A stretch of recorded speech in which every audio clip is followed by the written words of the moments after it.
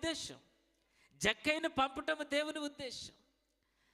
7 దెయ్యాలు పట్టుకుని ఏదో ఒక క్లబ్లో డ్యాన్స్ వేసుకుంటున్నటువంటి ఒక మగ్దలేని మరియను తీసుకుని వచ్చి తన శిష్యులలో చేర్చుకుని ఆమె ద్వారా సువార్తను ప్రకటించడం దేవుని ఉద్దేశం, దైవ చిత్తం. అది సుంకము వసూలు చేసుకుంటున్నటువంటి ఒక మత్తయి భక్తుడిని తీసుకుని వచ్చి తన శిష్యుల ద్వారా సువార్తను ప్రకటించే ధన్యత ఇవ్వటం దేవుని ఉద్దేశం.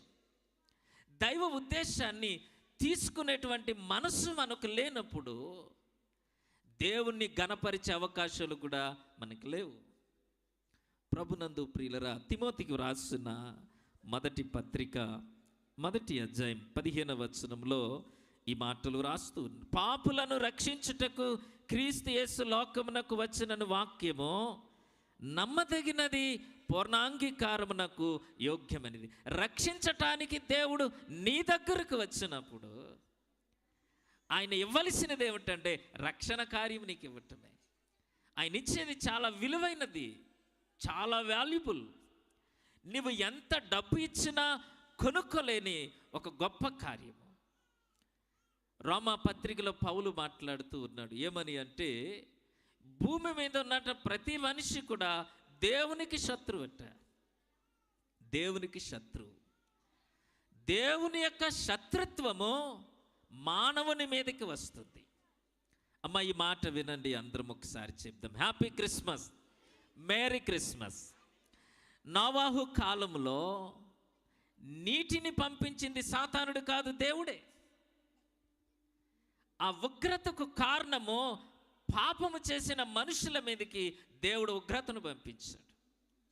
సొదొమ గొమొర్రా పట్టణాన్ని నాశనం చేసింది దేవుడే, సాతానుడు కాదు. ఇప్పుడు ఈ లోకం మీదకి వస్తున్నటువంటి దేవుని ఉగ్రత కూడా పంపించేది దేవుడే. ఎవరి మీదకి పంపిస్తాడంటే పాపులందరి మీదకి దైవ ఉగ్రత రాబోతుంది.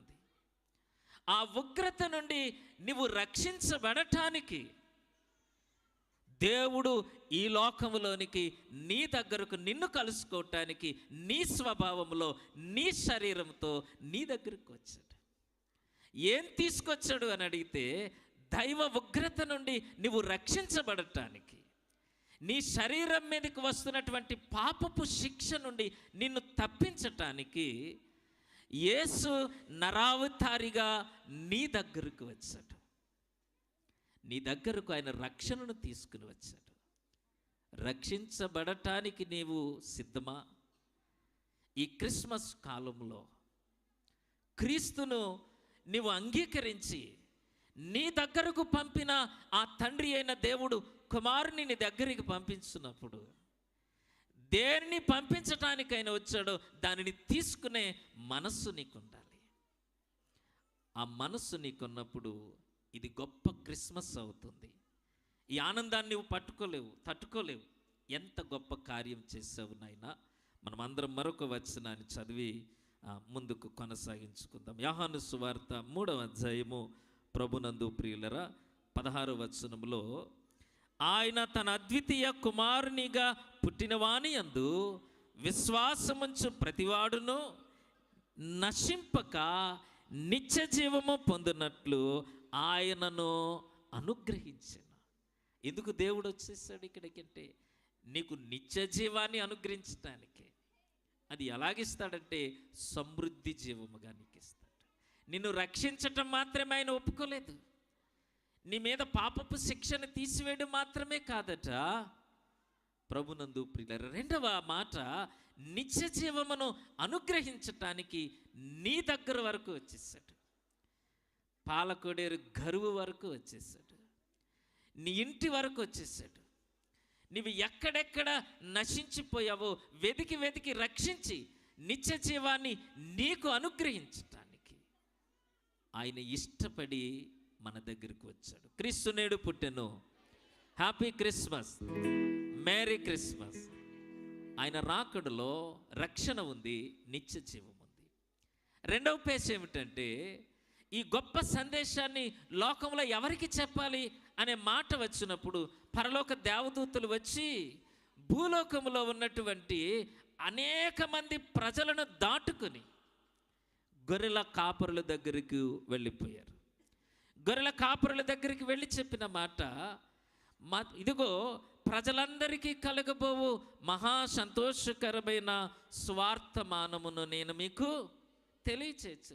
ఎందుకు వాళ్ళకే తెలియచేయాలి? ఇంకా భూమండలం మీద ఆ పరలోకంలో నిర్ణయించబడిన ఈ రక్షణ, ఈ నిత్య జీవాన్ని గూర్చినటువంటి సందేశాన్ని ఎవరు భరించగలరు, ఎవరు తీసుకోగలరు అనేది దేవుని ఉద్దేశం అయితే, దాన్ని ఇవ్వటానికి వచ్చిన వారు దేవుని దేవదూతలైతే తీసుకున్న వారు మాత్రము గొర్రెల కాపరులు. ఎన్నో మాటలు విన్నాము. 2 మాటలు గొర్రెల కాపరుల గురించి చెప్తాం. మనమందరము కూడా ఈ భారతదేశానికి స్వతంత్రము వస్తున్నటువంటి తరుణంలో కొన్ని జనాంగాల దగ్గరకు మనం వెళ్ళాలి. అంత డీప్గా మీకు చెప్పను, కానీ ఒక మాట చెప్తాను.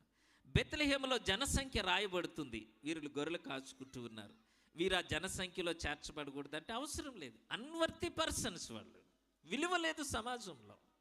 వారి జనాభా లెక్కల్లో కౌంట్ చేసేవారు కాదు. రెండవది, ప్రభునందు ప్రియులరా, రాత్రి వేళ గొర్రెలు కాచుకుంటూ ఉన్నారు, కానీ వారు అపవిత్రులు. కానీ వారి మేపుతున్న గొర్రెలు మాత్రము యెరూషలేము దేవాలయంలో పవిత్ర బలికి ఉపయోగించబడుతూ ఉన్నాయి.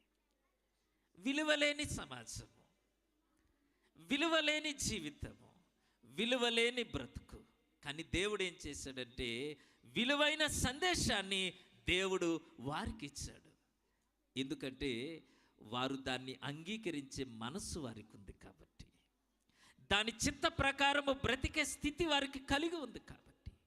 ప్రభునందు ప్రియులరా, దేవుడు ఆ మాటలు చెప్తూ ఉన్నప్పుడు ఆ గొర్రెల కాపరులు విలువలేని వారు, సమాజంలో గుర్తించబడిన వారు, వారి మాటకు విలువలేని స్థితిలో ఉన్నవారు దేవుని మాటను తీసుకుని వారికి ఇవ్వబడిన ఆనవాలు చేత ఆ పశువుల తొట్టె దగ్గరకు వెళ్ళిపోయారు.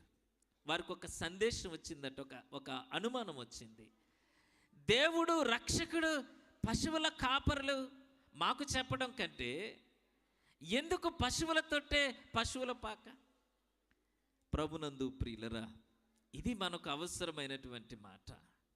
ఈరోజు లోకంలో ఎవరికి లేని గొప్ప భాగ్యము, నిజమైన దేవుణ్ణి ఆరాధించుకునే ధన్యత మనలాంటి వెనకబడిన స్థితిలో ఉన్నవారికి. ఒక 30 సంవత్సరాలు వెనక్కి వెళితే మన జీవితంలో చదువు లేదు, మన జీవితంలో ఎంత విలువ లేదు. ఇక్కడ వాయిస్తున్న కీబోర్డ్ సిస్టమ్ కానీ, సౌండ్ సిస్టమ్, స్క్రీన్స్ కానీ